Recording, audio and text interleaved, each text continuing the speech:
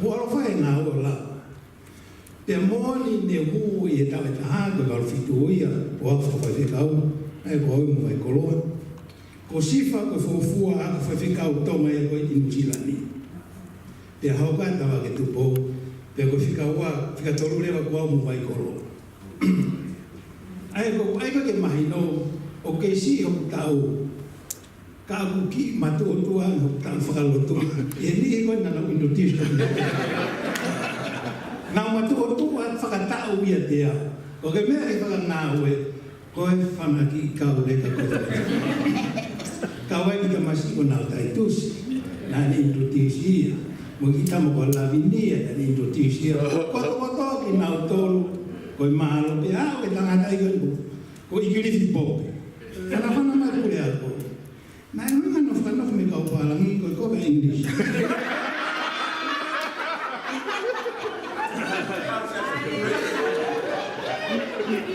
Pea ko tape e pao te pea tau. E te whanau me kau tonga ko kobe tonga.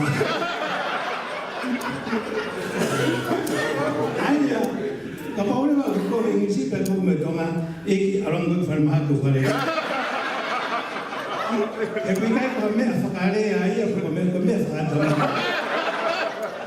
Ko whatongi aku, e tau ki motoru, ko ngā he kone lau ka pui ako, ki āpanga whakatamai ki tau ko.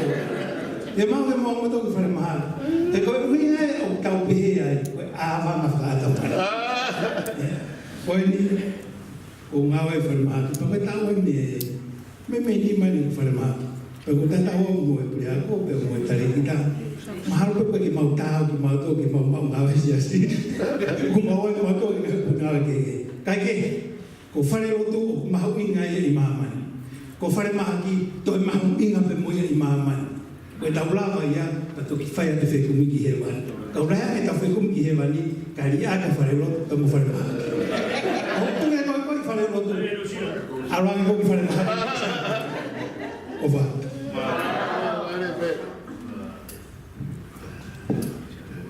Kore ke whangai whakatangu ko sa whakatei wani, kata ke whanaki whakatei wani ki ako. Kuhingoa ko Susana Prescott Alpha, ko e piwa kolomotu a. Pea ko hewelawa e maka sekelitari, ko kawi I e kulupu konu aku ai community work. Ai ko ku lere mai a honi, ko fui hako o ngawa whaka community ki he Tasmeta Tisi. Ko e ngawe o ko ngawe ai, ko ngawe e panke e na seti. Pea toton ke mo ko boyo pito e seti, ko na kore ki he, na kore ki ure a leaki ki ofo hai a kore. Pa ko kore na te, koe ki ure o whau ki ngawe wha community ki he Tasmeta Tisi, pea I o mai. Kono uhi ngā o punau ko bo I tanini e ngawe wha community. Pea koi ai, o ko ke kare te ka kai ni te ke to tongi mai nau resi sita. Kai ui ka lane nau hai te he ni te o ka kai. Pea ka pare wa o ku te ke to tonga o resi sita, pe I tong atu ki tongi mo ua ai. Ko ne au to o toi mama he to lu, e to hiki o ta o. Ko le mama.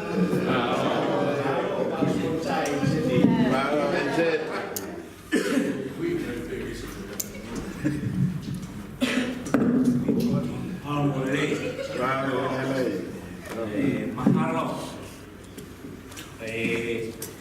ingoa ko paula da biau tega ko ka mai ho roto ya na ya chama pita soni basi mu ata ya pita soni o shoga paulo wa ko tama na ya ko to muy europeo e ka o seu e ka o pulo o ngari roto e beta mama.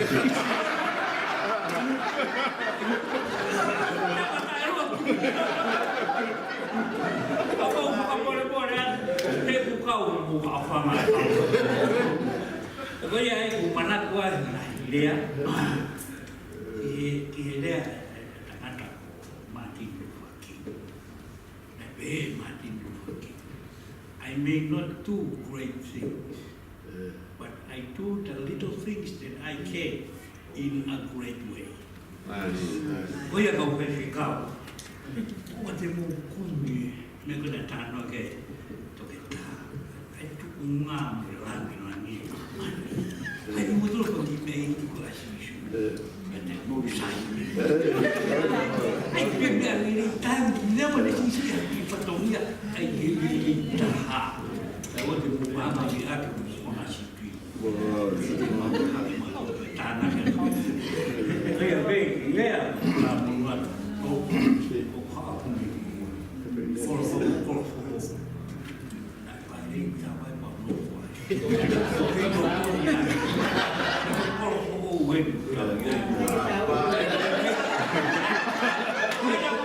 Que vai pegar o que já lá pero aí. Para tentar ver o cavalo ya. Hakik tu kan. Lah gay. Phải thêm câu về gì á.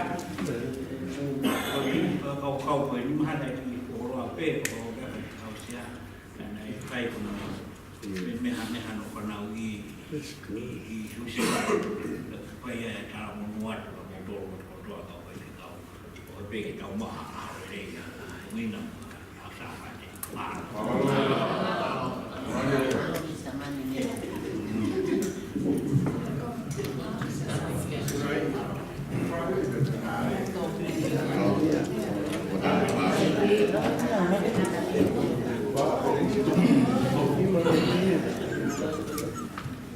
Malolele ko vertikal.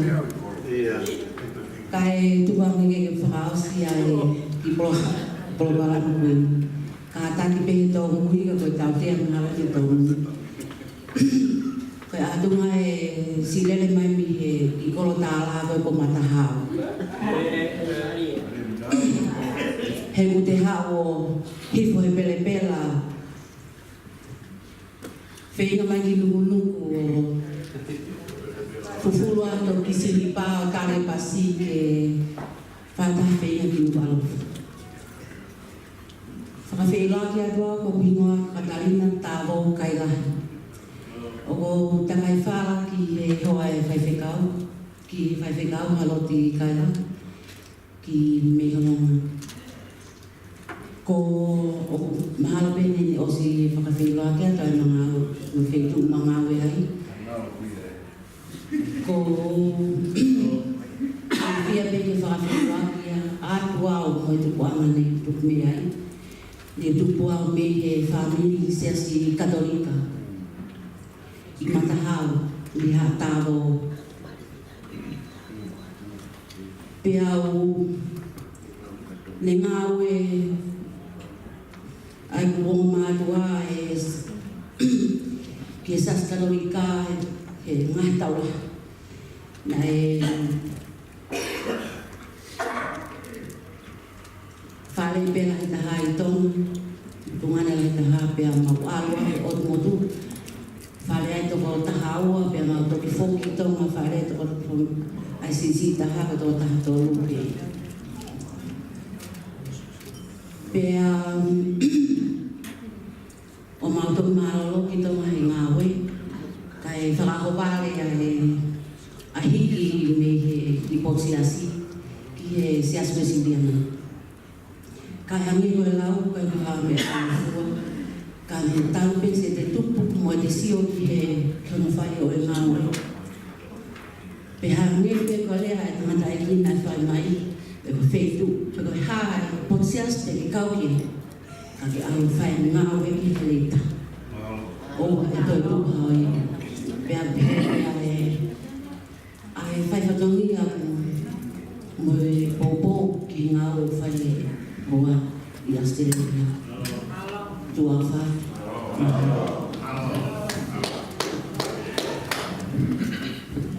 Amalo de fai lo que fai da poloia do de manfa a la ga do be to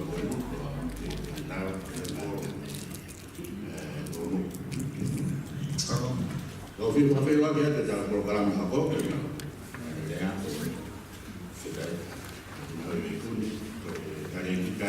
Pacifica Ministry ai mission resources unit na la ko dia nai o ia na kare kita kare kita ta ke na ko ya ko ya ka ya kare kita ta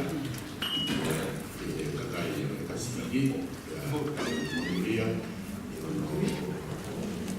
fai na maria kare kita pagkakat la programa ayah mana kadang pas akan jadi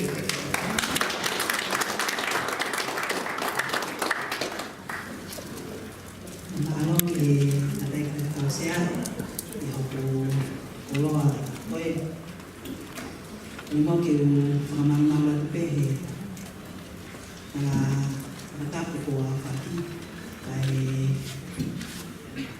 ai ang fua ai ka sea ai mo o kalama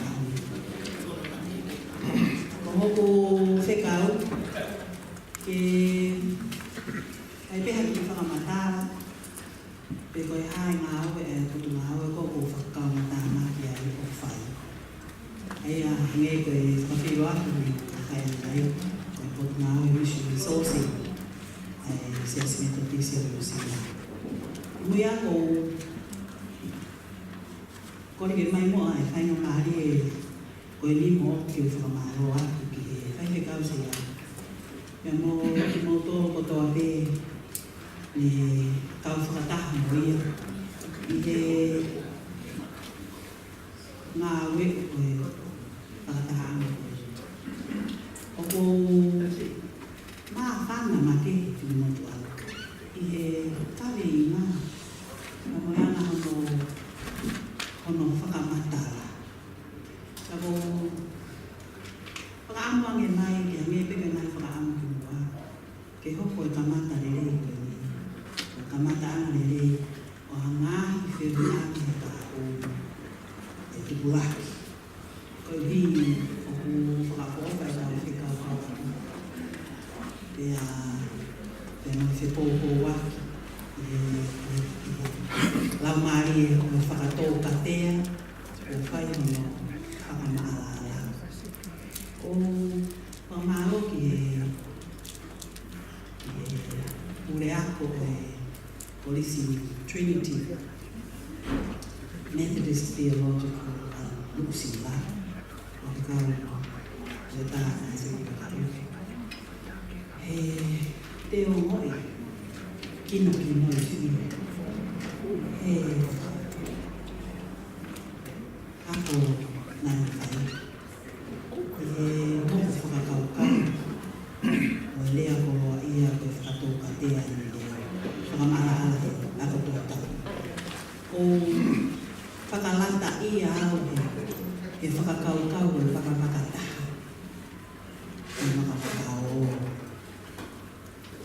Ia whakaamuang e mai me he mission resourcing. Au se asmito tisio kusina. Ke pehe. Kamata pehe me siasi te whakautu ai e potumai ko ia. Ono ngai kutu whekau aki. Ono kātou e Pasifiki. E se asmito tisi he ni. Peo pe atu. O hange ko ia ko tau. Whe māta aki ai e a whakapurua.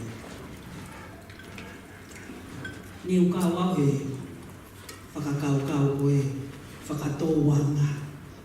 Ai whakatonu he au ni ke he ia me whakatō katea. Mon pe e whakakau toke tā, tā koe me ea e u e whakatō wanga. Nā ko whakawhita, ko e te pire ne whakautu ai mau kau whine eiti koto. Mau whakamakai horo he whakamaala maka. Ia mau wongopi fia he mau kau e lau. Mālo atu ki he toke tā. Koe kuka me ngā hange kono me whaikau sea. What does mission resourcing do? O tui me o mālo tui e whaikau sea e iai haki to honi ke mahino atu ke ngai konferenisi. ki mātou koe e te haki ue te reana a te aroa. O ka iai haki i whakarika o Mission Resourcing ICRC. Koe uhipo kai kaulea he koe ki whaiwarea me koe kaulea. E tokoni ane ai ki slide i koe ni. E tāre e whihuki o ekea. What does Mission Resourcing do? Ko tui ko hono whakahingoa pe si e ki kono ngāwe koe ni o kutala ai koe a hono uhi ngā ke resource a mission ai si e toki me ai hano whakaiki.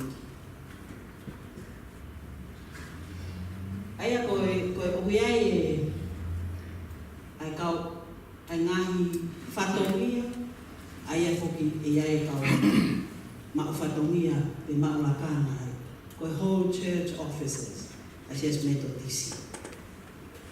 Aia koe Palestinian mono tokoni pe mo skeitai lai ai siasi pe koe tokisi koe whole church officers koe sias metodisi koe tokisi koe partnership koe kakato ai konferenisi oku iai e familie uai koe tangata whanua ka o metodisi tangata i whanua me whiwhine i whanua oku ui e familie koe ia he loto whare o metodisi ni koe te taha Māori pea koe familie rewa e taha i he loto whare o konferenisi o sila koe tauiwi. Koe ka inga ko toa ia o i New Zealand i sias metodisi o kuikai ko kau tangata i whanua. Koe tauiwi. Aia koe konferenisi rewa ko natura pe o kuiai wa whami koe te taha. Koe rewa aia o whakatou ka tea pe he sias metodisi o New Zealand. Koe tauiwi ka inga toki mui mai pe moe te taha Māori tangata i whanua 50 Māori. Koe rewa ka o ofisa ia o sias o konferenisi ko ia o ku whakatou ka tea hono whaunga tangata whanua mai kau mui mai o ku nau o whakamaru loa pe o mo family o mo loto whare ai ko Palestini ia o mo skeitai lai koe Palestini ai o mo family o skeitai lai ai o mo family ai taha Māori me tauiwi o ku iai lewa pe me ngahi kotu ngā au e ia e kai lawe ke pehe koe tauiwi e pe koe te taha Māori kange koe polisi ako whawhai ako hange koe misiona ai sias metodisi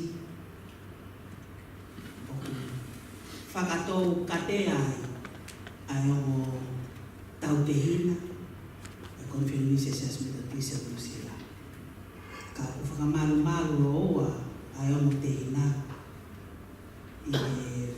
ai o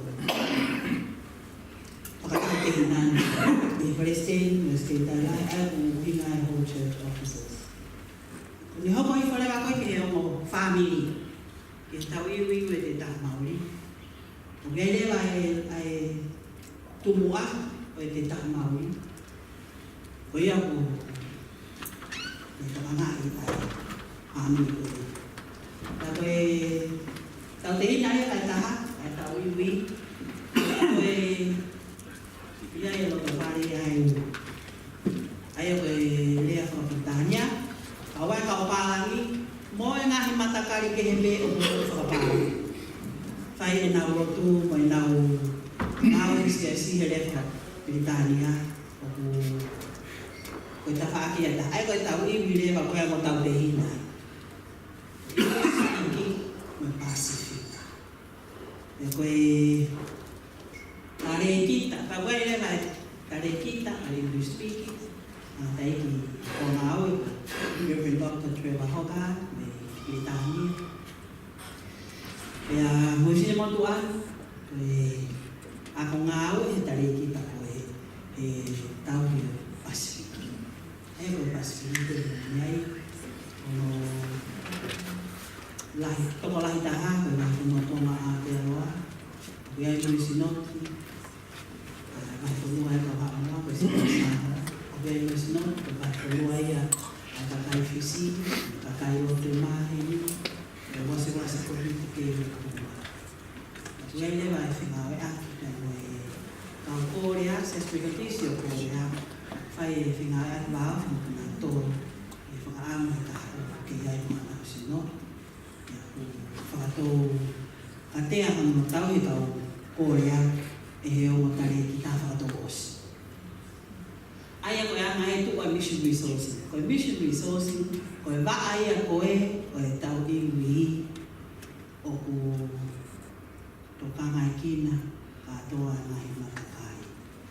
Ai misiona, ai ngahi matakai kotoa e Pacific. O tau iwi, ia lewa e tale kita ke Palari, me tale kita ke Pacific. Koe ngā aurela koe a mission resourcing o ku whai, o ku la. Ka koutoa mai pe hano konga ke whakamahi. Koe o ngāwe wāo ki mission resourcing, ai a koe me toka ngā e tau iwi. Ia moe taha mauri, mau office whakapit, i he koe i floor pēta. Mau wāe ua floor koe ia, taha mauri e mission resourcing e tau hia e tau iwi. Ia o iai e whakaamu ki awe taimi mo toi wāo whiani, mau whakataha e mo tare ki tāta, mo tunu atu e kau mauri, i he tōtaha e mahina, i whai ai whatu, e ngahi whonga ngahi ke whakatō katea, e ngāwe assessment DTC, i he o whāmini. Ka koe ngāwe ne lai koe a mission resourcing ku whai, o ke pe ngāwe a taha mauri ke nau kau kandidati me teo e nau kau kau. E loto ngāni mawe kātoa te ki polisi. Ka koe process koe, ke ao ke tuuma, o kuiai e kandidati whai whekau, ke ao o te ui e nā siri mai polisi. O ku iai pe whonga ia a taha mauri, ke ao ke poini koe ia. Ka koe whonga le lai, a mission resourcing, ke koe tau iwi. O whakakotui o whaamuri se ia ke whakamahana. O toka ngai e mission resourcing, ai whiri e kau kandidati koe, e o ako whai whekau. Ki process pe, tōra pe, ka whai hono te ui, a ngai sinoti kotoa pe, Pacific, pe sinoti Pālangi, ke ia e nau kau konvina, whengā e ahi me nau kau whai whekau sea, ke te ui ke nau tō, ke nau mui ai process koe, ke whiri e kau kandidati ke ako whai whekau. Ai whai pe ia e ngahi sinoti, i e wheongongoi, wheonga mission resourcing, aku whatu he mission resourcing e process, pea whai mohono wakai i whakaasi e mission resourcing. I whonga koe, mission resourcing, o ne whiri mai, ai ko tau heme mission resourcing koe mo tare ki tai. I he nang ngāwe whakataha, i ai pe mo i e au tare ki ta, mo e tokotaha o coordinator, i whakaranoku fua ke Musilani, e tau iwi, e ngāwe ke youth, children, mga family. Ai koe ki staff pe, mau toko whape. Ka koe whatu ngā rewa, o hono whatu, o process ke fōwai hono whiri haka o kandidati ke ako whakawhai whekau. Pea oversee, a hono assess, o kau kandidati ko ia, ta mai ngāwe koe, a kau whai whekau sea, me nau kau konvina, ke hono whiri, a hono fōwai process ko ia. Whiri rewa e mission resourcing, haki peno, toko si pe, pea koe, os peha tau e o, tau e tolu, he anga no wakai ipe, tau e tolu, o hipe ke transparent e ngā ue, koe ke whai ai peka kai te tau. Whiri mai rewa ki pe nolo, o si koe ngā ue e ngahi sinoti, mo nau kau sea, mo konvina, ki he omi kau kandidati, te hanga he ki pe nolo, koe ia whakakonga, a mission resourcing ka mo CSC, i hono assess whaka auski nā proper national assessment. toki lava me ai, e tuku atu le vai ke korisi. Te nau teu, mi apiako, ke hoko koe whaiwhekau. Pako e te lo tonga ko ia, o ku kaure la pe a Mission Resources, ko la makare ki tahe Student Review Panel, ke kaupe, ke makai, ke ngāwe koe, o whekau ake mai korisi, no teu e kau whaiwhekau, na i tuku atu ke teu i. Aia, tuku atu e Mission Resources, ke korisi, ke teu e kau whaiwhekau, e iai pere o Mission Resources i hano review, ai ngāwe koe e kau, ai ako e kau student. E ako ni lava ko no te ui, pe atuku mai ke whaiwhekau ahi. Pe ako whai pe ngāwe whakataha ai Mission Resources mo korisi. E a awan koe ke osi e tau e ua, makatuunga me he recommendation ai sinoni ki takta, pe a mo korisi, no wakai e nao ngahi, kau whaiwhekau ahi. E whiri lega he Mission Resources haki i komiti, o whai pe a whaa o steu ki nao tōru.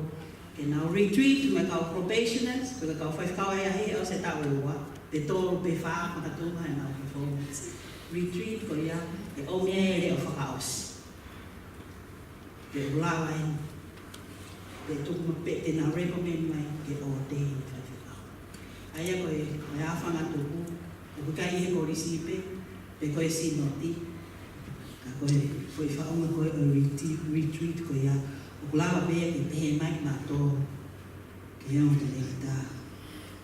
Te whaiana sakai ki kai whakao koe ni. Te kai hahana whakatū ke tō tuku atu pe. E konga me ngāwe ko ia. E a... Koe ngāhi konga alahi pe te whatongia Mission Resources te taulai pia ki mini ke ngofo koe. O koe rewa kau whaiwhekau mi tō pureana. Pe koe whaiwhekau pe totis, sa au tātā me tō pureana. Pe koe whaiwhekau i Lani. Pe koe hatoi si asu pe o ku whai ai te ngāra me totisi. O ku nau whe ngā au e isas me totisi o Nusila. Ngā au e a e Mission Resources mo whai. Koe wakai a kau whaiwhekau kore mai ke mai o ngā au e Nusilani e me totisi ke ni. Pe a o ne lava koe ia. Avere laia, nā kong whahe mo tane ki tā ke wakai o i pui tu a me ngā au e whaiwhekau ko ia. Avea ke komiti o i partnership team, komiti o whakatahai o mo partner koe nau lawa ke anai, taha mauri mo i tau iwi. Maka komiti lewa ko ia, ko ia mo tare ki tā ai tau iwi, mo e tumu ake koe kau mauri. Ko i partnership team ia. Koe ai mau bea i tō taha, Sinia e kau mauri, o kulawa mai mo tumu aki, ko hi peke, ke palanisi, o hoa te tau iwi, o hoa mai tā mauri. Pea wakai i rewa, ke e partnership team, a recommendation a matare ki tā, ke tāri mua mea ke hake tau ngā hoi, pe ko e nina e o mai e, ai, kore me tō breana, ako, o pehe Mission Resources, ke pehe. Aia, koe a whangatuku, o whaiwhekau o whehau me muri, ke ngāwe me totisi. Ngāwe ke Mission Resources, o whai a whangatuku e partnership team, pe koe partnership committee, pe koe ne lava koe ia pe e awele mai ia ki he konwhenenisi o whōwatu i he Council of Conference, pe koe kōsi ria konwhenenisi, ke tō whai hono accept into full connection, pe ko hono ahau mai, ke hoko ko te taha o e sespatati Nusila. O kia rewa e ngā welahe o whai e tau koto e he Mission Resources, o te orientation day, ke kau whaiwhekau fo o koto ape, pe kau whaiwhekau toki hi whakinima, kau whaiwhekau me korisi, tuku mai ke ahi, pe kau whaiwhekau me tō kure ana. Ka pau kaha whaiwhekau sea fo o toki whiri, pe ko ha taha pe connection o leader. Ko ataki a sia si whakarongo fua, o ko teo he Mission Resources, ko matari ki tā. A polo kalama, ko whai ako nau whakatau kei, ko whai ako nau tataki, ko i koe whatongia, fo o a manaki ke nau kaukia. Ko stationing process, te hiki tāki a sia si, ko e tahe e ngahi whatongia te whito, ai Mission Resources, ko matari ki tā. Ai au whaiwhekau sea ko toa mo usi noti o me nau strategy, pagka palani, pagka stationing, kaya ang tali kita ay tali kita Pacific, tali kita ay national palani. Okay, uhi nga iya, okay kaya kefe, paupe kefe iyo nga kaya tali kita mga lele kaya nga niya kato. Kapu o mai le vai pe fai le vai TUI e mission resourcing. Kato kiu ile vai komite fe kita ke si kau kato ke kau fai kau sia. Ya mo presteni ka ko no TUI. Mo no MAPI, mo no TUI fai e mission resourcing. Kato ki uye station community. If I'm not ke supply ministries. O ga nga sia la te ke ga na fai kau. Tao lahi ko ibe ko ngai winga keke o ku toka ngale mission resourcing ke wakai ke kau malo o ku ke le pe na o ke lo to a pe ki pa ang to ngai mission resourcing ke to kon ke ngai si ke ai ha ba he kau o ku la ke ku pe ni ngai sia se tai me ni ko le ki ko pe o fai fala ke ai fe uma na pe ni angle na ki tokoni whapaanga kai ngai parish ko ia late supply ministry. Wai dai meni fi mau ke folawa fai kau malolo. Ya folawa ia ko vi kai ke vahe pe de malolo. Ya ku ia ile vai ki se ni o ka pau o fiu e o atu le vai ia ki parish ko ia ke o pe o atu supply minister ke ni tau ki si awe ka fai kau o malolo. Aku bagi seni ke toko. Wherever I'm going na niti ay kau fai kau ko to part time ke kau le ministry ko e o ne toki ta no ke o firma ke na ko vinani te ka to ko vinani ko ya o ku fatu no te fito e mission resources o atu ke kau sea fa na fe mai no a supply ministry for ya kau fai kau part time ko lo de kau ben ko mai ko fatomia tahe na fatomia te fito mission resourcing ko tau ke ko na ni te ko ya mo no kai o ku ai mo kia pe gale ko connection of pastoral committee ko committee ni mahalo ko mafai lata e si ki na ni a pastoral ta te fito pe ke kau fai kau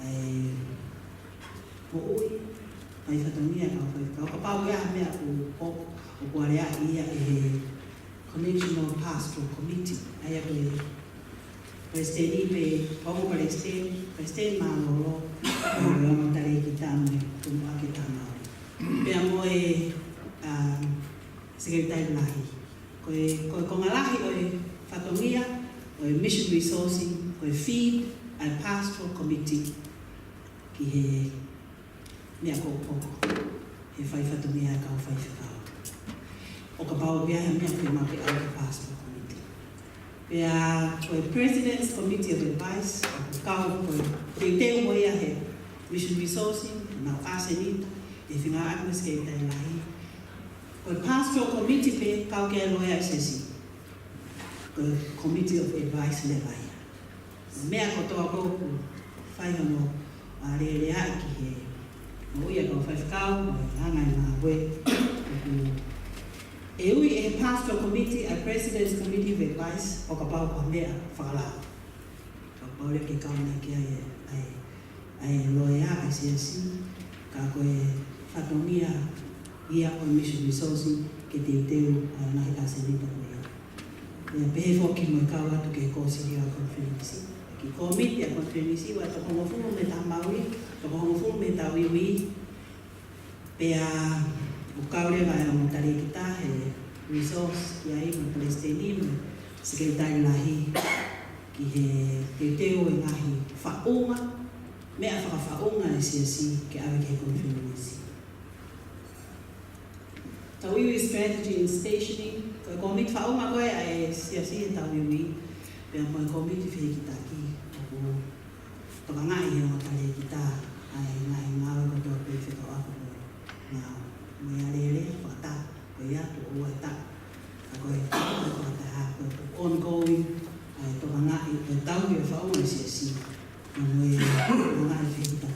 ngani mau ngau la ke pe taki. Mo me ai pe ko ke hange ko ke ko tonga pe pe hatu pe ke au ki ko ke au pi ai. Ko lo to ngani mo li vi ai fai. I lo li vi tare kita ko pa la ni. Pe o ku la he ngani sias o ai te fai fai kau ta mai he siasi. Pe va kai pe au pe fai kau to mai. Ai o ko ke pe he fo ke pasifika. Kapag nasa Spain, lolo to ngani to mga walahi ay mission resource yung fai. Ang defito ito yung dali kita ko algo ko yak nga si ko di ko ya ko tay ko fai fikaw ti algo. Ko ta nga defito ang dali kita ko advice ko fai fikaw siya ko sino superintendents mga executive me responsibility ke bakai me ko ke ha executive e fai ato patomia ke ka bu fai to tono ke ka ki ko ni suto ne sias ai ngawe ai fai na share ko sino superintendent ko ni executive oke ai fai mata assessment petition ai ka fai mata wa issue to ngawe ke assessment petition no sila ko tari ko ni ko fai fekau ke ngawe ya kuai te huki le omi ke conference ke tawiwi ko tawiwi o ku ai con ala yo tawiwi o pa ke na o pa ke na teologia ko ke matare na to ai te ke ai le vai fe huki o to mai ke ai tai bi ke fai nge hanga o pe ya na fe tau ki mua e ai na ha ko mai tari ai yang ni tau ni mo tau fenga ya ki pe le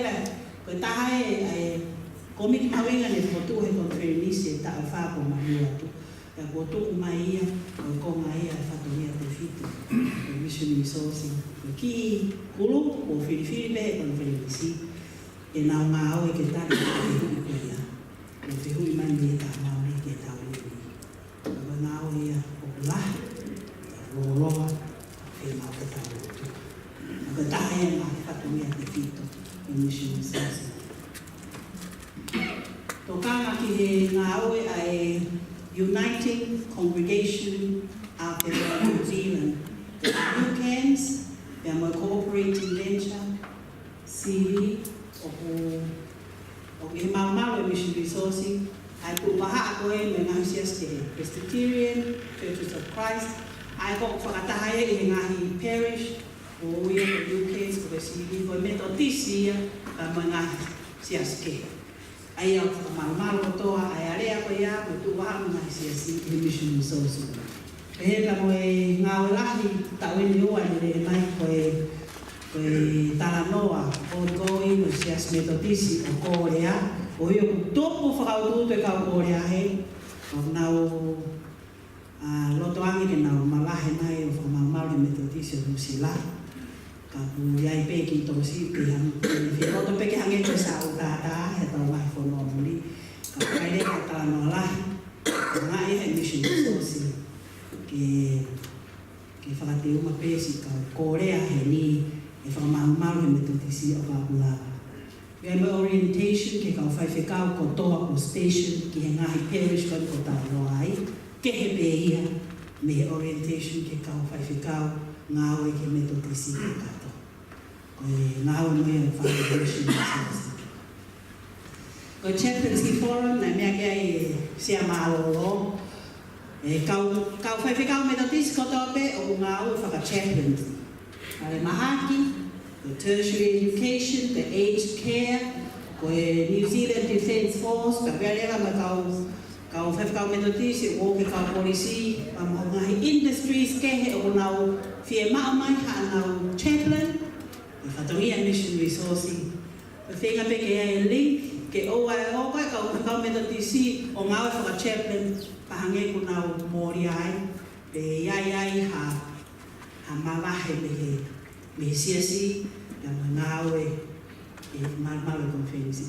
Ai le tahai na Fatomia ko whenga pe ke link pe fo nga tale kita e unga kuate ko to pe fo nga metodisi e nga tale kita e nga kuate ko to Nā whakamaro e kau chaplains e ngai whetu nau iai. Methodist Alliance Steering Group, koe taha e whatongia Mission Resources, koe ngahi misiona ko tō pia Methodisi. O koe misiona e ngahi whorua. Taha e ngahi misiona pore e siasi. Koe ngāwe lahi e whaikau sea, pia moe kau ngāwe e ngahi whorua tōnga. Pia pia lewa moe ngahi misiona, o whakamaumaru ngahi sinoti muri. Pia e ngahi misiona, o report direct pe ki he Mission Resources moe siasi. Kaku ko ngahi misiona, Gaya no ki grupo nga awe o buia ko Methodist Alliance Steering Group pa ole ba tari kita I wakaio e Asenita nga hingawe ko oversee o mission ko to ICC. Ya po kawa to e tari kita ki he Faith Order Committee e anote ai ka tahe patomia mau e report e Faith e tari kita ki Pastoral Committee ai ngahi ngāo koe ai Faith and Order ICS Methodist Sila. Pea koe taha rewa koe u me ai toka ngai e o kui pōte ngahi wā kotoa koe e siasi ke konfirmisi o Former Mission Resources. Methodist Church Property Committee ka wanu ki ai a tare kita koe hipoti Former. Professional Development Committee Ranga ki whakaraka e ngāwe kau whaifkau, ka mohono ki seeri, ki o tuhani, ki a kore mai, ha whima o ako, o ku kau ia whatongi a Mission Resources. Ko Trounsem Trust, ko e fwoi sino I paanga, ke tokonia ki o tō e nai whaifkau o pekia, e tō tau e ngāwe, o ku whima pe ke ata ke kore mai, o kau CV, pe ku qualify, ko ki fwoi seeri, ko ia, o report he missionaries ke confidence in Mission Resources. Pea lay ministry support, let the children live grants for ministry. Ko o sino I paanga ko to ai siasi o ku tuhani he Mission Resources. E tokoni ai lay ministry ke lava o whaihangao e toko te kau Koe kaweinga whatau mo fōru a sestere tisa nusilanga let the children live, o koe no ki se eliti, o tuk mai ki hama tare kita, ke kore mai ngahi sinoti, koe ngahi parish, ke whakapaanga ha anau porokalang, pa omre porokama, ke mausio ke sini, ke koe let the children live, ke koe let the whaikawa live, ke a mangahi mea pehe, koe ngahi no ki se eliti, fe mori, kai ke peke whaka ai, asi whakaloko fua, let the children live. Pea koe ngahi ngāwe whai, he aho ki he aho, koe wakai e unea koe. Pea pia lewa ministry lahi ai Mission Resources, koe tokanga ki na e potu ngāwe koe ia a youth, children, youth, mo families, ngahi family koe o kuia e fia maku, baby, o kuia e peho no coordinator, koe a ngahi kuta, o Michael Le Mano, ngā awe peki lusilani whakalungu fua, ma ngahi sinoti, ka ku manage e o tare kita, e ne ngahi po ti whakamahi, ko hipe ko hona whakapaanga, e moyanga ne ngā awe ku whai. Pea, Methodist Catholic Dialogue, I lusilani, o taha e ngā awe lahe Mission Resources, o e tala noa Mesias Katolika. Ai ko e mahina kato, o ku ngite o tare kita, kau taki o ses katolika heki, ke whai peha tala noa kohi, ke awe ta o mo wao whiangi, ai Methodisi mo katolika. Pea kuroto ai tō preanga ai tare kita English speaking, I he neriri, pea iao ai peki Roma, I he international dialogue, ai Methodist and Catholic churches, o kuiai a Trevor Hogarth, ka ngā tare kita, ke whakawhawha ai siasi hei. So, o kukao e Mission Resources, whakoko e leo ia Methodisi ano sila ki he katoa me katolika, e pehe kai ke tuhe, ka pehe me siaswa Inglani whoki. O koe ngāwa mā me siasi Inglani. Pea koe o tare ki tā rewa, o kuna toe tahiui pe ki haui mai, o koe taha pehe whatungi a, o ku whareki mau ki ai, ke o ali aki ai kainga, ka e o pau peo malanga, i e ngahi potia si, i e whainga maari e koto o kulawa ke mao. Pea mo kau atu i ngai whata, i ngai whakakolo, ke ilo pe, e anga e tuku ngai ngāwe. Ko mission resource nei e ki foi paanga nei, to tonga ke tangata i whaiwhikau o half time, ke iai mau pea ngai toko ni whakatero sia, o awe ke usia si, i he network pe a neto tisi ke tokoni ke te malanga. O kai ke pe iai ki pāngai ko ia. Taka taimi tuko pe ke ngai sinot tata ke te ui e nau kau malanga. Viai pe a website a kau ngata le kita ke trevorhogarth.com ko e tangata whakmaa. Ka wera pe uange ko ofisi tala no he mea ko eki ha ke malanga ko e i tisi. Hasi o te malanga ka ki whainga maari ko te te malanga pe a Reverend Dr. Trevor Hogarth ki ofisi. Tāna ke ne ki website mahanga pe mātu waki. Ko matatao Trevor.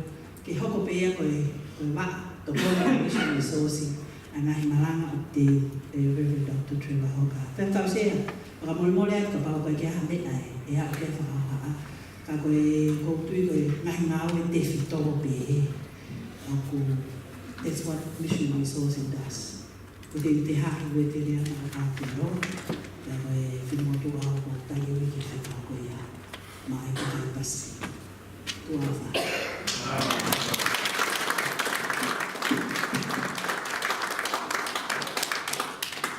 Kaya kung tayo yung kami ng medya na, yes.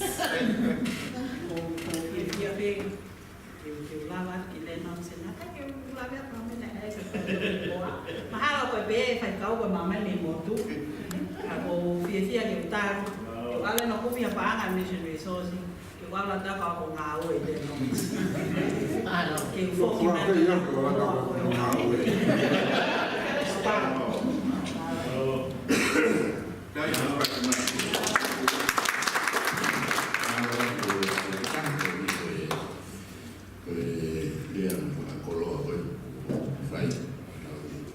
cái mình đâu có ý đồ ta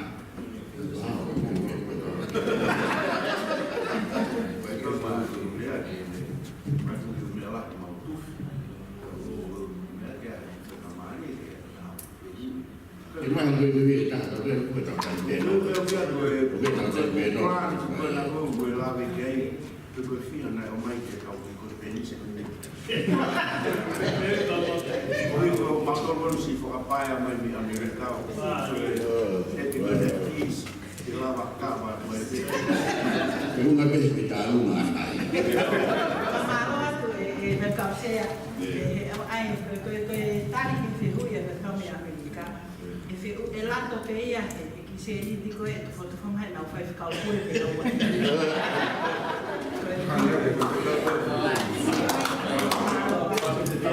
Mau tibe ya tadi beno nai kalau be nggak juga kamu biar di luar kamu udah beta apa boleh lah tadi kalau be kalau main beta uyan deva kaman tahu